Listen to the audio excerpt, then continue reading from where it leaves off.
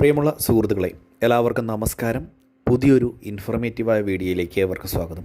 ഞാൻ മുൻപ് തന്നെ നിങ്ങളുടെ അടുത്ത് എല്ലാവരോടും പറഞ്ഞിരുന്ന ഒരു കാര്യമുണ്ട്.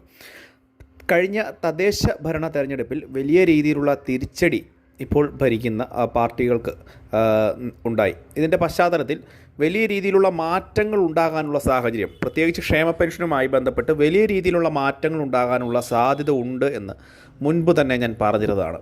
അപ്പോൾ നമുക്കറിയാം, ക്ഷേമ പെൻഷനാണ് ഇതിലാണ് ഏറ്റവും പ്രധാനപ്പെട്ട കാര്യങ്ങൾ വരേണ്ടതായിട്ടുള്ളത്.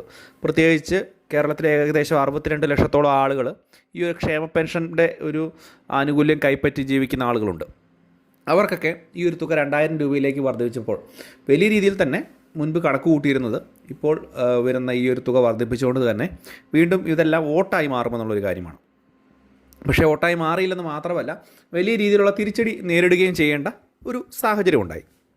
പക്ഷേ ഇപ്പോഴിതാ വീണ്ടും 2500 രൂപ, അതായത് മുൻപ് സംസ്ഥാനത്ത് ഇലക്ഷൻ നടന്ന സമയത്ത് പ്രകടന പത്രികയിൽ പറഞ്ഞിരുന്ന ഒരു കാര്യമുണ്ട്. 2500 രൂപയിലേക്ക് ക്ഷേമ പെൻഷൻ അടുത്ത 5 വർഷം കൊണ്ട് എത്തിക്കുമെന്നുള്ളൊരു കാര്യം. അപ്പോൾ ഈ ഒരു തുക എത്താൻ പോവുകയാണോ എന്നുള്ളതുമായി ബന്ധപ്പെട്ട് വളരെ പ്രധാനപ്പെട്ട അറിയിപ്പുകളാണ്. വീഡിയോ പൂർണ്ണമായും തന്നെ കാണണം, ലൈക്ക് ചെയ്യണം, ഷെയർ ചെയ്യണം. നമുക്കറിയാം, ഈ ഒരു 2500 രൂപയിലേക്ക് തുക എത്തിക്കാൻ സർക്കാരിന് വലിയ ബുദ്ധിമുട്ടുണ്ട് എന്നുള്ള കാര്യം മുൻപ് പറഞ്ഞിരുന്നു. പക്ഷേ ഈ ഇലക്ഷനിൽ വലിയ രീതിയിലുള്ള തിരിച്ചടി നേരിട്ടുകൊണ്ട് തന്നെ തുക വളരെ പെട്ടെന്ന് 2000 രൂപയിലേക്ക് ആക്കിയത് കൂടാതെ 2500 രൂപയിലേക്ക് എത്തിക്കുവാനുള്ള നടപടി ആലോചിക്കുന്നു എന്നുള്ള വളരെ പ്രധാനപ്പെട്ട ഒരു റിപ്പോർട്ടുകളാണ് വരുന്നത്. പ്രത്യേകിച്ച് പെൻഷൻ തുക നേരത്തെ തന്നെ വർദ്ധിപ്പിക്കുകയാണ് എന്നുണ്ടെങ്കിൽ ഇലക്ഷനോട് അടുപ്പിച്ച് വർദ്ധിപ്പിക്കാതെ തുക നേരത്തെ തന്നെ കൂട്ടി എന്നുള്ള ഒരു കാര്യം മുന്നിൽ കണ്ടുകൊണ്ട് നമുക്ക് വീണ്ടും അടുത്ത നിയമസഭാ ഇലക്ഷനിലേക്ക് പോകാം എന്നുള്ള രീതിയിൽ നടപടിക്രമങ്ങൾ ഉണ്ടാകാനുള്ള സാധ്യത കൂടുതലാണ്. പ്രത്യേകിച്ച് മനസ്സിലാക്കുക, ഒരു പക്ഷേ തുക വർദ്ധിപ്പിക്കാനുള്ള സാഹചര്യം ഇപ്പോഴത്തെ അവസ്ഥയിൽ ഉണ്ട് എന്നുള്ളതാണ് ഏറ്റവും പുതിയ റിപ്പോർട്ട്.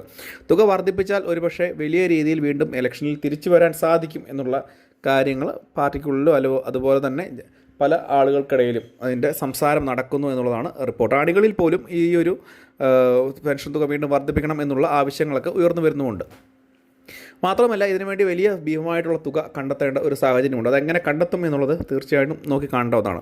ഇതന്നെയായാലും ക്ഷേമ പെൻഷൻ വാങ്ങിക്കുന്ന 62 ലക്ഷം ആളുകൾക്ക് കുറച്ച് ആശ്വാസം ഉണ്ടാകാൻ സാധ്യതയുള്ള ചില വാർത്തകളാണ് ഇതുമായി ബന്ധപ്പെട്ട് വന്നുകൊണ്ടിരിക്കുന്നത്.